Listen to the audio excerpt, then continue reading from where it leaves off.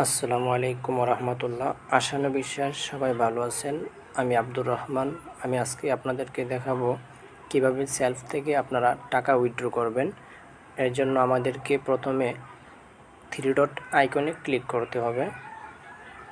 Three dot আইকনে click করার পর এখানে আমার নাম, আমার মোবাইল নাম্বার, আমার বিজনেস অ্যাফিলিয়েট আইডি সব কিছু দেখাচ্ছে।